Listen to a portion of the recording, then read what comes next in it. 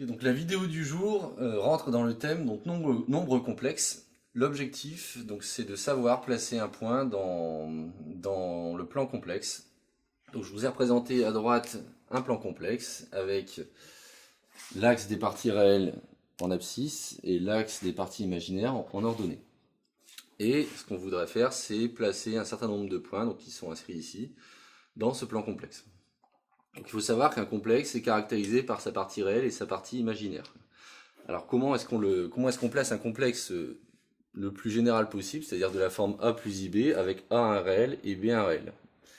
Tout simplement, l'idée c'est de dire, on va placer donc sur l'axe des parties réelles la valeur de A. Donc par exemple, imaginons que A soit ici. Et on va placer la partie imaginaire sur l'axe des imaginaires. IB. Et donc le complexe sera fabriqué en faisant la somme donc, de cette partie réelle et de cette partie imaginaire.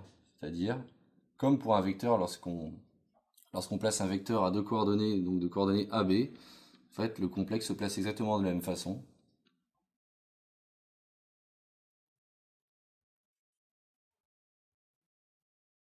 Donc en combinant donc, la partie réelle qui est égale à A et la partie imaginaire qui est égale à IB. Donc ici on a bien Z est égal à A plus IB. Et donc comme je le disais, en fait ceci revient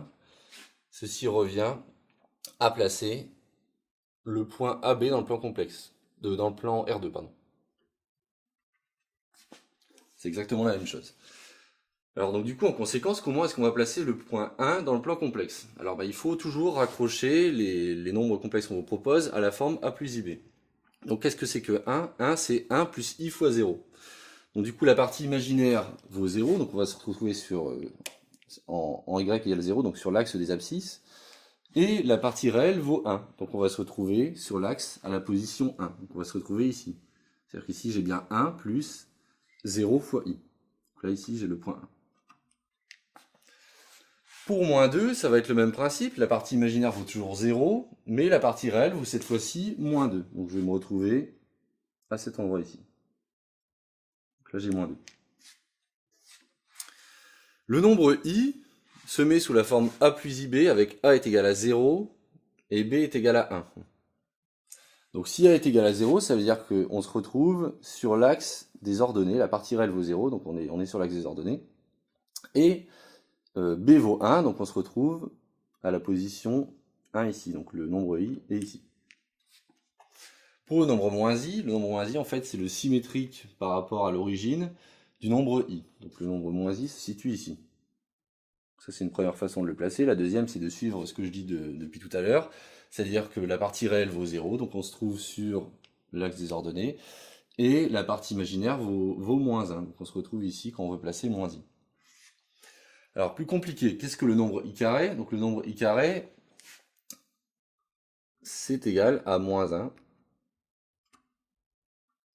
Et donc moins 1, c'est de partie imaginaire nulle, c'est-à-dire qu'on se retrouve sur l'axe des abscisses ici, et à la position moins 1 sur l'axe des abscisses. Donc ça c'est moins 1 et c'est I carré. Alors maintenant, combinons un peu tout ça. Là, on a fait des réels purs et des imaginaires purs. Si on veut placer le point 3 plus 2i, eh ben on va faire exactement ce qu'on a fait dans le cas de A plus IB de manière générale, sauf que cette fois-ci, on a A et B qui sont connus. Donc A vaut 3, donc A va se retrouver, enfin le nombre complexe va être sur la droite verticale qui sera tracée ici. Donc, le nombre complexe va être sur cette droite-là. Et il est de partie imaginaire 2, donc il va se retrouver sur cette droite horizontale-là. Donc le nombre complexe qu'on a créé est à l'intersection de ces deux courbes, c'est-à-dire que le nombre complexe, en fait, il est représenté par ce point-là. Donc ça, c'est z égale 3 plus 2i.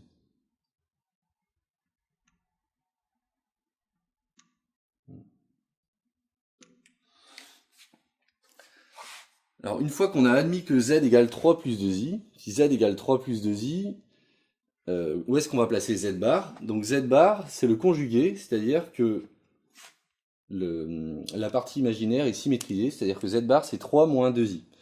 Donc comment est-ce qu'on place le conjugué lorsque z bar vaut 3 moins 2i?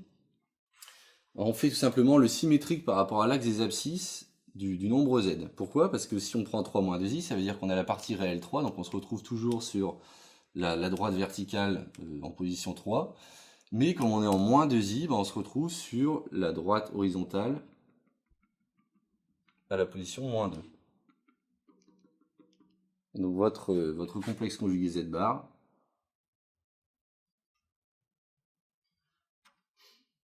ça va être celui-ci. Alors comment placer moins z maintenant? Moins z, c'est moins 3 plus 2i. Donc c'est moins 3 moins 2i.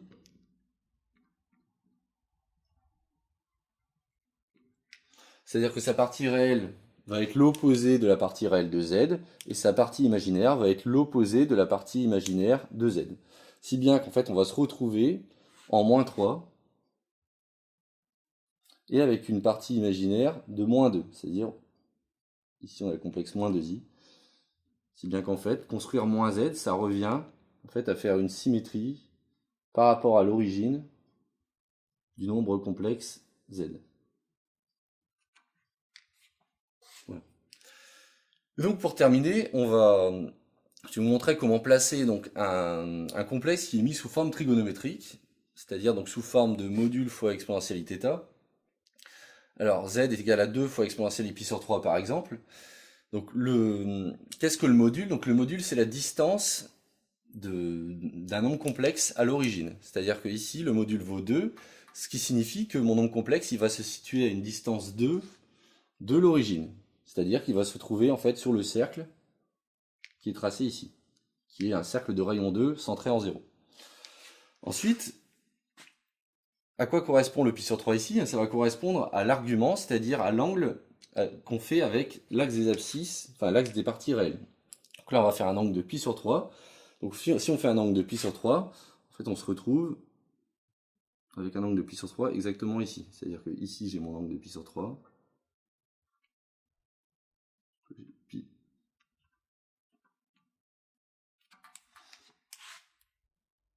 Donc on se trouve ici et on sait que